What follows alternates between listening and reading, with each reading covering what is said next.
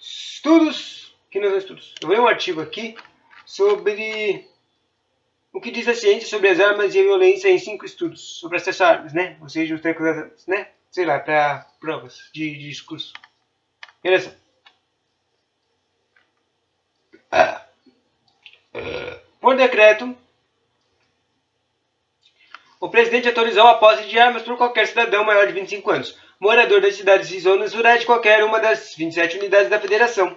No dia 15 de janeiro de 2019, o presidente Jair Bolsonaro assinou um decreto que facilita a posse de armas de fogo no Brasil. Ele altera, por sua vez, um outro dispositivo que regulava o Estatuto do Desarmamento em 2003 e determinava que a posse de armas seria permitida apenas para aqueles que comprovassem a efetiva necessidade. Entre outros, agora se encaixa no grupo daqueles que, com efetiva necessidade, quem possui um estabelecimentos comerciais e vive em área rural ou em cidades de unidade da federação com taxa de homicídios acima de 10 por 100 mil habitantes. 10 por 100 mil? Caraca, isso é pouco. Atualmente, todas as 27 unidades da federação ficam dentro deste recorte, o que significa que qualquer morador de cidade e zona rural tem os pré-requisitos para ter uma arma. Na Câmara, um projeto de lei pretende reduzir a idade mínima para de posse de 25 para 21 anos. Que louco, meu! O presidente promete ainda promover no Congresso uma nova lei que amplia direito de cidadãos de circularem armados e abrir um prazo para recadastrar armas irregulares, e ele também diz que avalia reduzir impostos sobre armas. As mudanças estão em linha com as propostas de Bolsonaro durante sua campanha eleitoral, e apesar de a plataforma ter sido aquela escolhida nas urnas em dezembro de 2018, uma pesquisa de Instituto da Datafolha apontou que 61% dos brasileiros acreditam que a posse de armas deveria ser proibida, porque ela representa risco à vida das pessoas.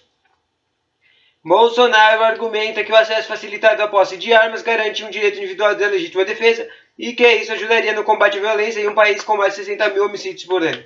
A precarização é adotada pelo governo brasileiro, apesar de as pesquisas sobre o tema no geral apontarem com que a maior circulação de armas não só não diminui a criminalidade, como tem correlação com o aumento de certos tipos de crimes e o risco maior de assassinato de proprietário.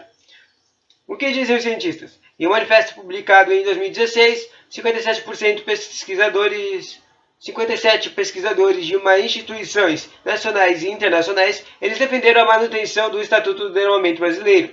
Eles afirmam que o intuito do documento é informar a sociedade sobre as evidências científicas disponíveis sobre o tema e que o relaxamento da atual legislação sobre o controle de acesso às armas de fogo implicará em mais mortes e ainda mais insegurança. Os assignatários citam uma série de pesquisas que embasam seu posicionamento. Citam séries de pesquisas. Quais são elas? Não vou pesquisar quais são elas. Em uma análise publicada em 2017 sobre o assunto, o professor do INSPER em análise econômica do direito, Thomas Conte aborda 61 trabalhos acadêmicos sobre o tema publicados entre 2013 e 2017. Muitos deles revisões a partir de outras dezenas de pesquisas. Ele conclui que as evidências são completamente contrárias. A afirmação de colocar mais armas em circulação não aumentará o número de mortes acidentais. Não aumentaria o número de mortes acidentais. Formulados por pesquisadores no campo de segurança pública, os principais documentos que contabilizam e analisam homicídios no Brasil, que são o Mapa da Violência, o Atlas da Violência, o Anuário Brasileiro de Segurança Pública. Informações extras. Outra coisa do que eu aprendi do Mapa da Violência é que aumentou os feminicídios, diminuiu os homicídios, teve aumento de mortes de jovens negros de novo, diminuiu os ataques em casas, em lojas, assim. E essas são as únicas que eu me lembro agora. Também indicam que mais armas, daí essas pesquisas aí, também indicam que mais armas em circulação se relacionam a mais homicídios. Eles recomendam a restrição do acesso e a manutenção dos termos originais do Estatuto do Desarmamento e a edição de 2013 do Mapa da Violência, que tematiza o efeito do Estatuto do Desarmamento. Até então, conclui: armas matam, mas armas matam mais ainda. Os pesquisadores brasileiros estão alinhados com seus colegas estrangeiros. O trabalho publicado em 2017 num jornal chamado Prevention Inquiry, Injury Prevention, ou seja, prevenção de dor, de machucado, enviou a sociólogos, criminologistas e pesquisadores da área de saúde pública de vários países questionários sobre o tema das armas de fogo e violência. De 109 respondentes, apenas 5 concordam com a afirmação de que a posse de armas em casa a torna mais segura. E 90% discordam da afirmação: o porte de armas por cidadãos comuns aumenta a segurança pública. 5 pesquisadores sobre posses de armas. Mais armas, mais crimes. Um trabalhador aqui são as 5 pesquisas, né? A primeira se chama Mais Armas, Mais Crimes. A segunda se chama Risco de Suicídio. A terceira, Risco de Ser Morto. A quarta, Feminicídio. E a quinta é Morte de Crianças. Só dessas 5 perguntas falam as coisas que mais vêm quando fala em notícias de crime de armas, né? Tipo, tem risco, aumenta o risco das crianças se matarem, se machucarem. E tem o risco de maior de suicídio, porque... E eles dão exemplo dos policiais, que os policiais que têm acesso a armas, a taxa de suicídios deles é maior, ainda porque eles têm acesso a armas, né?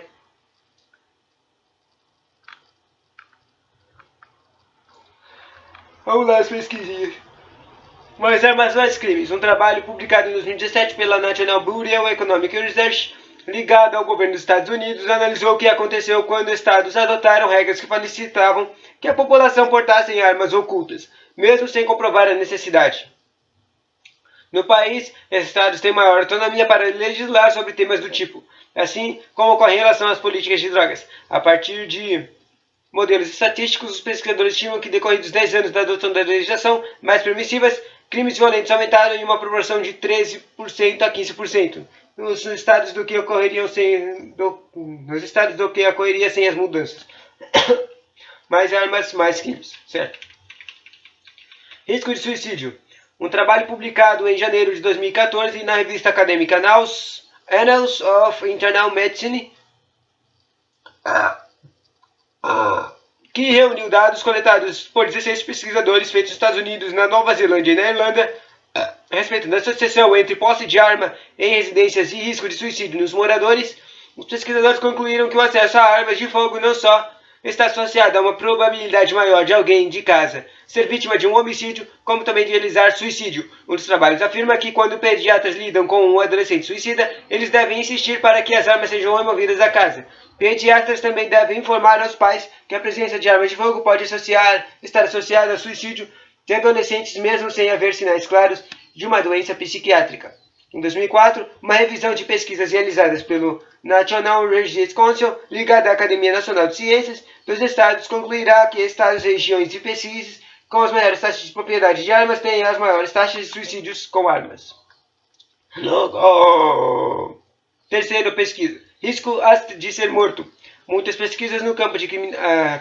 Agora lembrei. Eu falei só de 2 coisas, mas a terceira é que parece que tem 70% de chance de uma pessoa com arma ser morta durante um assalto. Ou seja, tipo, a arma leva ao ataque. O ataque leva à morte, certo? Simplificando. Muitas pesquisas no campo de criminologia apontam que, ao contrário de muitos que esperariam, o porte de armas aumenta o risco de que o proprietário seja vítima de uma violência letal. O trabalho publicado em 2014 no periódico acadêmico The British Journal of Criminology, por exemplo, analisou dados relativos a 26 países desenvolvidos, disponíveis na pesquisa International Crime Victim Service, e concluiu que os proprietários de armas têm risco maior de serem vítimas de crimes violentos. Legal que aqui tem os linkzinhos para as pesquisas. Próxima pesquisa sobre feminicídio.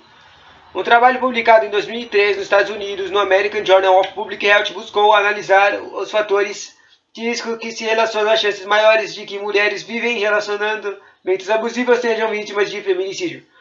Com base em informações de 220 vítimas fatais aliadas às entrevistas com 343 mulheres que viviam relacionamentos abusivos nas mesmas regiões, concluíram que a posse de arma de fogo pelo parceiro era um fator de risco que contribuía para que morressem por feminicídio. Morte de crianças. Uma pesquisa publicada em janeiro de 2016 na revista acadêmica Epidemiological Reviews e da Universidade de Oxford, no Reino Unido, analisou 130 estudos acadêmicos realizados em 10 países, que tinham como objetivo compreender os efeitos de leis que limitam o acesso às armas dessa população. A conclusão foi que as restrições estão associadas a menos mortes de armas de fogo no geral. O trabalho ressalta que as leis se relacionam tanto a menos homicídios realizados por parceiros íntimos, como menos mortes acidentais de crianças. É uma pesquisa publicada em 2017 na revista acadêmica Pediatrics analisou informações dos bancos de dados governamentais dos estados, National Vital Statistics Systems e do National Electronic Injury Surveillance System, sobre as mortes de crianças de até 17 anos por armas de fogo. Ela concluiu que o atirador que brincava com uma arma era a circunstância mais comum envolvendo mortes involuntárias de morte de fogo de crianças mais novas e mais velhas.